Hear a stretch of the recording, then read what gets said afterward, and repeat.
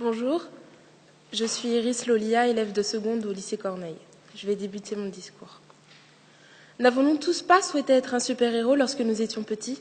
Superman, Batman, Spider-Man, des êtres dotés d'un pouvoir surhumain, sauvaient le monde, combattaient le mal, défendaient les opprimés. Mais chaque super-héros, aussi puissant, aussi courageux soit-il, avait comme Superman sa kryptonite, qui est une pierre venant de sa propre planète et qui était la seule chose à pouvoir le détruire.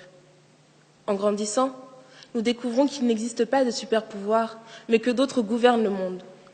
Le pouvoir de l'argent et la dictature en sont des exemples, et qu'il est question désormais de personnes au pouvoir. L'école nous enseigne alors que ceux qui dirigent sont les présidents, élus au suffrage universel, ou des dictateurs qui s'imposent puis finissent par imposer leur succession, et que les rois règnent de père en fils.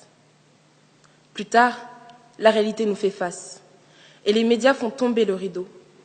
Et lors de chaque nouvel épisode, nous entendons des mots comme dictature, régime autoritaire, coup d'État, puis guerre, mort, drone, attaque, destruction, meurtre. Et où sont les super-héros? À ce moment, nous comprenons que pour arriver au pouvoir, certaines personnes sont prêtes à détruire. La définition du dictionnaire nous apparaît plus claire. Oui, le pouvoir, c'est l'autorité, la puissance de droit ou de fait, détenue sur quelqu'un ou quelque chose. D'après Platon, la plupart des hommes au pouvoir deviennent des méchants. Mikhail Bulgakov dit que tout pouvoir est une violence exercée sur les gens. Et André Malraux définit le pouvoir par la possibilité d'en abuser. Violence, méchanceté et abus sont les faces cachées du pouvoir. L'image idéaliste de ce qu'était pour moi le pouvoir est désormais effacée. Une obsession est omniprésente et persiste chez toutes ces personnes qui tyrannisent le monde, celle d'arrêter ceux qui seraient nuisibles à leur pouvoir. Ils sont indénombrables. Hitler, Mussolini, Franco, Saddam Hussein, Mobutu, Kadhafi. Mais à quel prix? Leur prix est celui de la mort de centaines de milliers de personnes par jour. Depuis mars 2011, Bachar al-Assad est le responsable du meurtre de 94 000 personnes. Oh, combien nous sommes chanceux d'avoir grandi dans un pays stable. Cette violence avec laquelle vivent des enfants depuis leur tendre enfance leur permet-elle encore de croire aux super-héros? Mais ces enfants ont-ils déjà rêvé, ne serait-ce en secret, de la paix? Ou l'instinct de survie les contraint-il à être conditionnés par le pouvoir en place? Non. Leur vie n'est même plus basée sur l'espoir qu'un jour, un héros vienne les sauver. On leur a enlevé cette innocence pour la remplacer par de la haine, de la crainte et de la peur. Nous sommes tous tentés de penser comme Aung San Suu Kyi. Ce n'est pas le pouvoir qui corrompt, mais la peur. La peur de perdre le pouvoir pour ceux qui l'exercent et la peur des matraques pour ceux que le pouvoir opprime. La peur serait donc la kryptonite de ces personnes. Ne sont-ils pas motivés par la peur que les rébellions au sein de leur pays affaiblissent leur pouvoir? Faire ressentir la peur à leur peuple est pour eux la seule solution de faire ce qu'ils veulent en limitant les manifestations. D'après Aung San Suu Kyi, peuple assujetti à une loi de fer et conditionné par la crainte a bien du mal à se libérer des souillures débilitantes de la peur.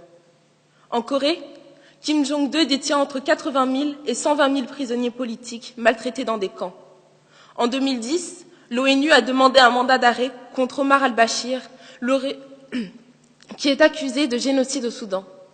Robert Mugabe a regretté la mort de Kadhafi, son semblable, le bourreau de tout un pays, la Libye.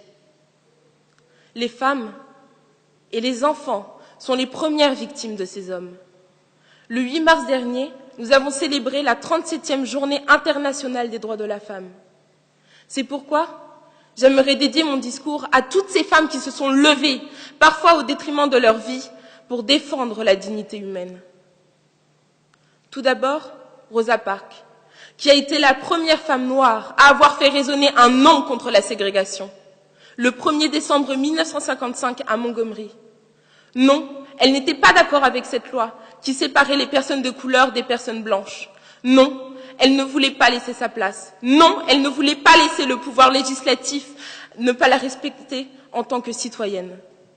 Puis, Dalila Mbarek, qui se bat actuellement pour faire adopter à son pays, la Tunisie, des valeurs modernes, pour, comme elle le dit, la Tunisie de demain. Ces efforts ont été récompensés fin janvier 2014 par l'adoption d'une nouvelle constitution qui met au premier plan le respect des droits de l'homme et du citoyen. Ensuite, Samaria Sbeck. Depuis 2011, elle est réfugiée en France, mais cela ne l'empêche pas d'appeler et d'encourager son peuple à la révolution contre le régime syrien, par le biais d'un blog.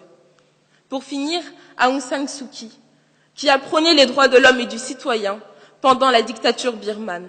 Elle a été récompensée en 1991 par le prix Nobel de la paix.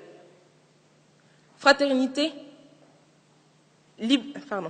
liberté, égalité, fraternité sont nos trois piliers fondamentaux en France. Ces trois piliers que nous devrions chérir particulièrement et nous devrions être fiers de notre pays, qui m'offre aujourd'hui cette liberté à moi, jeune fille de 15 ans, de partager avec vous, sans armes, sans matraque, sans fusil pointé sur moi, le fond de ma pensée.